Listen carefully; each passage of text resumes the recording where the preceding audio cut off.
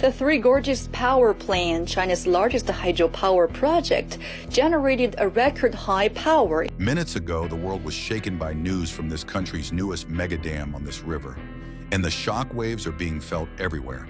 This massive structure, built to control floods and provide energy, raises terrifying questions about its stability after the region was hit with its heaviest rainfall in decades. Is this structure the next big disaster waiting to happen? Tune in as we dive into the heart of the crisis and reveal what's really at risk with China's megadam. Risks and rewards of China's megadams. In one of the most earthquake-prone areas in the world, there's a massive effort underway to control water, turning it into a powerful force that can be directed and managed. One of the latest achievements is this country's newest giant structure built over this river.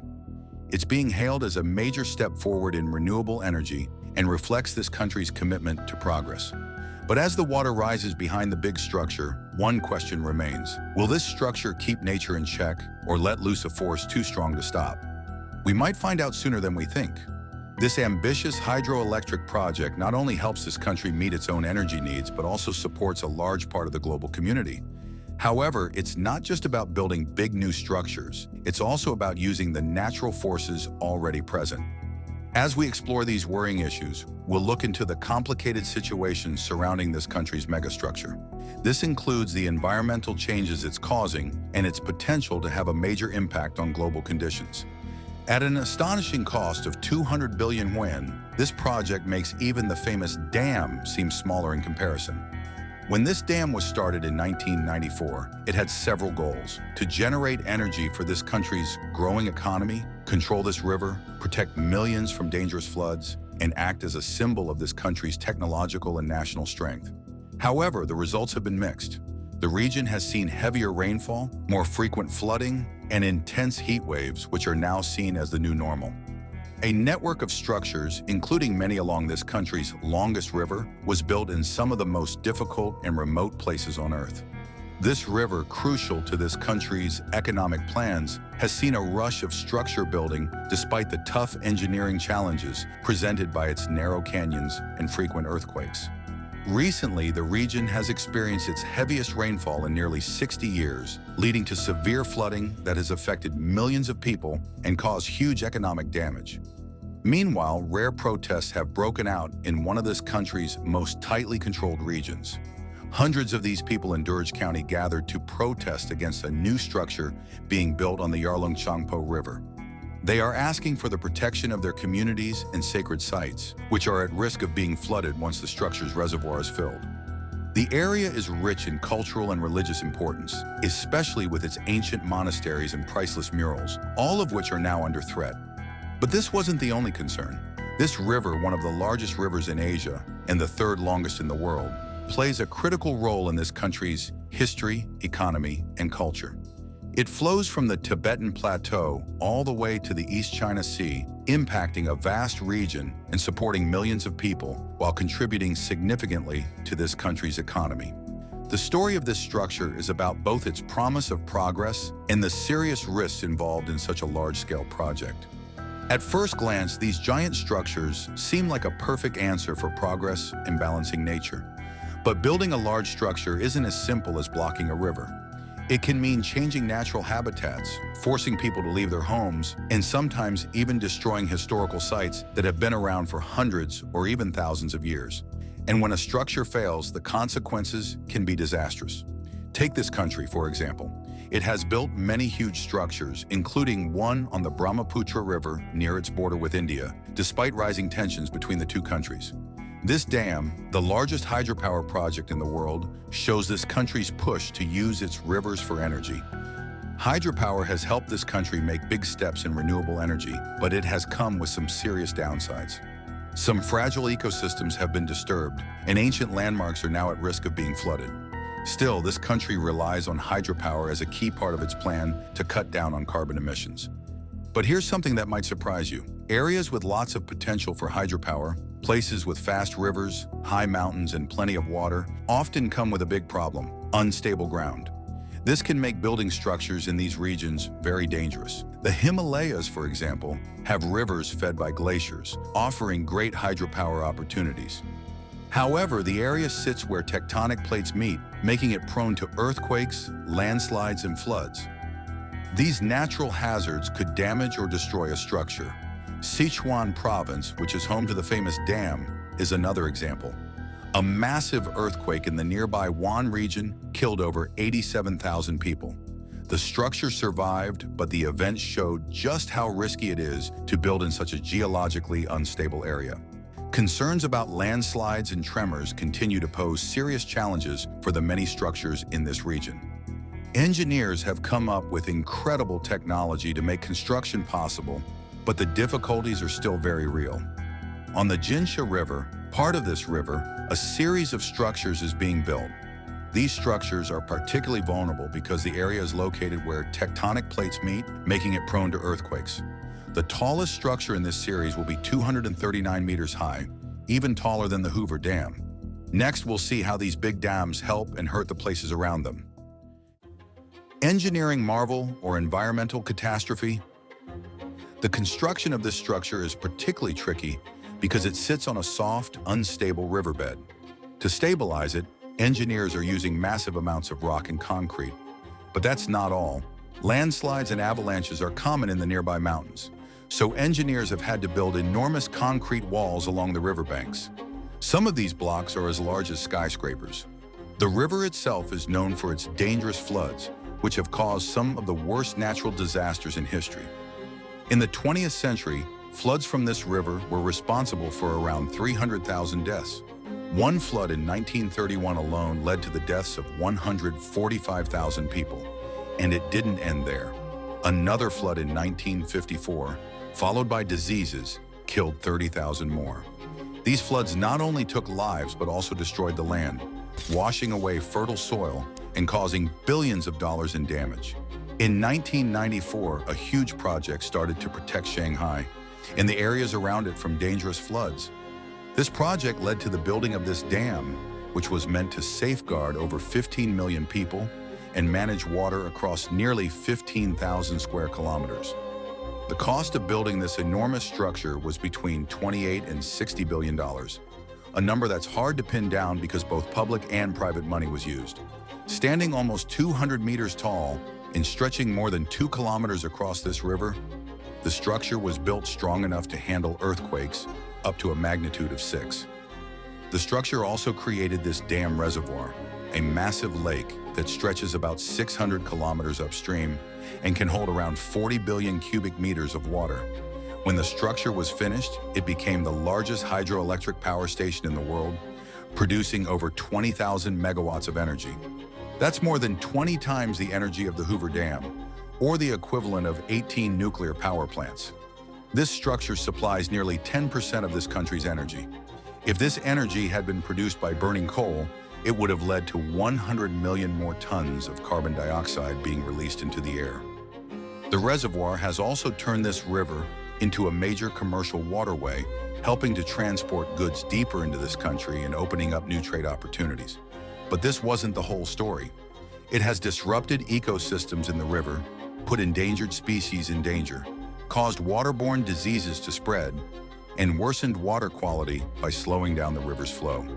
To deal with pollution concerns, another $4.8 billion was spent during the structure's construction to build water treatment plants and waste management systems along the upper part of the river. But the damage doesn't stop there. This structure also threatens this country's cultural history, including ancient temples, pagodas, and monasteries that have been part of the landscape for hundreds of years.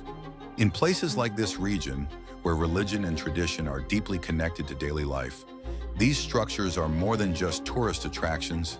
They are a core part of the community. The construction of large structures endangers these sacred sites, and with them, the identities of entire communities. For example, a 700-year-old monastery with historical murals, which had survived other challenges in the past, now faces destruction from the rising waters. For instance, in 2007, more than 100 earthquakes were recorded between the Sichuan Basin and the Jinsha River. A strong earthquake in this region could potentially damage the structures, setting off a chain of disasters. This country's government is aware of these risks. Even though this monastery survived the Cultural Revolution, and still holds ancient art, it's now at risk of being destroyed by the expanding reservoir. But the worst part is that many people, especially in this region, have little say in these matters. Strict control from this country's government often silences the voices of people from this region as they try to integrate them into a national identity under the Communist Party. In this culture, monasteries are not just places of worship, they are the heart of community life and deeply connected to the region's spiritual and social fabric. When you demolish a monastery, it's not just about knocking down buildings. It's about erasing centuries of spiritual and cultural history. It's like removing the heart of a community that once thrived on deep connections and rich meaning. Despite protests from communities in this region, this country's government has remained silent, offering no formal responses. Meanwhile, the construction of huge structures along the Jinsha River, an important branch of this river, continues. These structures are crucial for this country's plans to expand hydroelectric power. These structures are built to support this country's rapid industrial growth, but they come with serious risks. Some locals compare them to fast food outlets for energy, quick and convenient, but with hidden long-term costs. Sure, these structures could provide electricity for millions, but the price is high. Entire villages might be flooded, forcing thousands to leave their homes, and ancient monasteries with priceless murals could be lost forever. These murals have survived wars and revolutions, but might now be drowned in the name of progress. These structures also pose physical dangers, especially in areas prone to earthquakes and landslides. If an earthquake hits or the ground shifts, it could trigger a domino effect, causing structures to fail one after the other. While this country needs energy and these structures help meet that need, the question remains, what are we willing to sacrifice? Balancing the demand for power with the need to protect cultural heritage and the environment is a huge challenge. Some celebrate progress, while others worry about what's being lost. Let's find out more. The world's largest dams. Looking at other parts of the world, large structures like this dam in this country and the Kariba Dam between Zambia and Zimbabwe show how ambitious these projects can be. These structures don't just generate electricity, they also help control floods and change landscapes. But with these benefits come many challenges. They reshape entire ecosystems, from the cliffs and valleys that fill with water to the rivers they block. For example, the Kariba Dam, which was built between 1955 and 1959, holds the largest reservoir by volume, containing a staggering 185 billion cubic meters of water.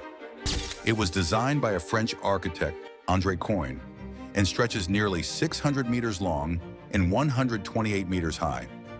The dam now produces power for both Zambia and Zimbabwe, but requires continuous maintenance to stay safe. The risks faced during its construction, especially for the workers, were immense. But that's not the worst part. In Russia, the Bratsk Dam in Siberia holds the second largest reservoir. Built in freezing conditions between 1954 and 1964, it spans 1.5 kilometers and has 18 turbines that generate over 4,000 megawatts of power. This dam, like others, shows the sheer scale of these projects, but also the huge challenges that come with them. In Ghana, the Akosombo Dam, built on the Volta River, created the largest man-made lake by surface area and holds 144 billion cubic meters of water. It provides energy not only to Ghana, but also to neighboring countries like Benin and Togo. It transformed the region, but at a cost, displacing many people in the process. Canada also has its share of giant structures. The Daniel Johnson Dam in Quebec, built on the Manicouagan River, holds 140 billion cubic meters of water and stands as the longest multi-arch dam in the world. It plays a key role in the region's energy supply. Similarly, in Venezuela, the Guri Dam was once the world's most powerful, generating enough electricity to cover over 70% of the country's energy needs. These examples show the double-edged nature of large structures. While they are impressive feats of engineering and essential for economic growth, they also bring major challenges that need careful management. But here's the tough question. How much progress are we willing to risk for the benefits they bring? In 1968, a large dam was built that could generate 2,100 megawatts of electricity, and help control the yearly floods of the Nile River. However, the dam's construction had some major side effects. The rising water levels threatened the famous temples at Abu Simbel, which led to a worldwide effort to move the temples to a higher, safer location. Thanks to the help of countries from around the world, the temples were saved from being drowned and lost forever. In Western Canada, specifically in British Columbia, the W.A.C. Bennett Dam was built on the Peace River in the 1960s. This dam created Williston Lake, which can hold 74 billion cubic meters of water. It's been key to the region's economy as it can produce 2,790 megawatts of electricity. Moving east to Russia, between 1956 and 1972, the Krasnoyarsk Dam was built on the Yenisei River, showing off the strength of Soviet engineering. The dam is a towering 124 meters high and stretches across 1 kilometer. It produces 6,000 megawatts of electricity, which powers a major aluminum factory nearby. Closer to the border between Russia and China, the Zaya Dam was completed in 1975. The dam's reservoir can hold up to 68 billion cubic meters of water, and the dam itself stands 112 meters tall. Building such huge structures required over 2 billion cubic meters of concrete. But here's the thing, these structures aren't just impressive feats of engineering. They've changed entire landscapes, powered economies, and are proof of human determination. Yet there's a big challenge that comes with them, making sure they last and can handle the forces of nature. And that's not something we can take lightly. As we ponder the fate of massive dams like the one on the Yangtze River, we ask, are we sacrificing too much for progress? If you found this discussion insightful, please like and subscribe.